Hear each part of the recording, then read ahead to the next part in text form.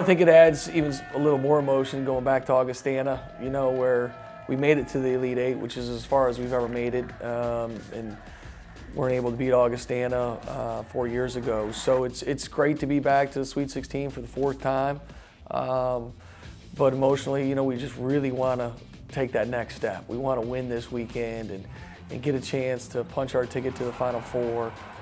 I think this group knows they have that ability. I think we proved that to ourselves this weekend with how well we played. And I think we know if we play as well this coming weekend as we did last, we got a great chance of getting to the Final Four. And so we're excited to be there, but I think we're also hungry for more than we've had before. It's awesome. My sophomore year we made it to the Sweet 16, and then the following weekend we weren't able to capitalize the very first game. So hopefully this time, you know, we can turn the page. We're kind of enjoying it, but we know we're not, you know, satisfied with where we're at. I think we all have high expectations for ourselves, so we're really trying to hold each other accountable. But I think the main thing is just a lot of focus and determination right now. You know, I'm really happy with our mindset right now. I felt like this past weekend, the first 2 rounds, our guys were really focused. Felt like they were really dialed in. Felt like we had better energy than we did to end the season. You know, I think our guys were excited for this opportunity, and I think they did everything they could to make the most of it. And I just couldn't be prouder of our approach and our attitude and our focus in the first 2 rounds, and we're just hoping they can duplicate that again this weekend. That's something Coach always preaches to us, just having energy at all times. All the guys in the locker room always bring energy. So, you know, we just got to go down there and bring the same energy we did this past weekend. Coach V is probably one of the most hard-working coaches in the country for sure. He's all focused on basketball. He's all dialed in. And he really gives us a good game plan that we always need to be ready to execute. You know, everything always comes back to the game plan. We'll go over it multiple times to make sure we know exactly what we need to be prepared for. What we're doing right now is, you know, we're bringing Anthony Wallace, who's first-team All-OAC guy, off the bench. You also have Keith Richardson, who a couple years ago was first-team All-Great Lakes Region.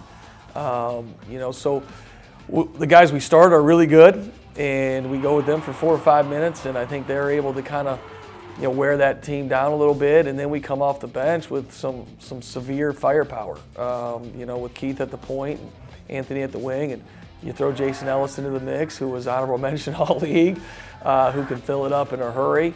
You know, Mike Hall's a D2 transfer coming off the bench, and you know, Kyle Matoski gave us unbelievable minutes the first 2 rounds. So, you know, I think our second group is as good as most teams' first group, and I think that's what makes us hard to prepare for, and I think that's what makes us hard to play against. Is you know, the guys we start are really good, but the guys we bring off the bench, they're coming at you like they're starters. Honestly, it doesn't really matter if I come off the bench or start. I just like to hoop.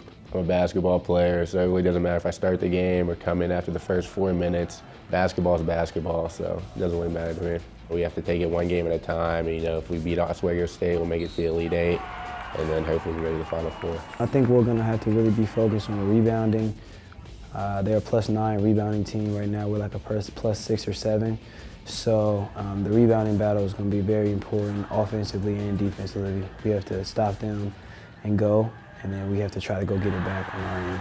And then I think offensive execution is going to be important. They run a little bit of different defense than we're typically used to, so we have to be ready to learn from Coach VanderWal this week of how to defeat that defense and be able to go out there and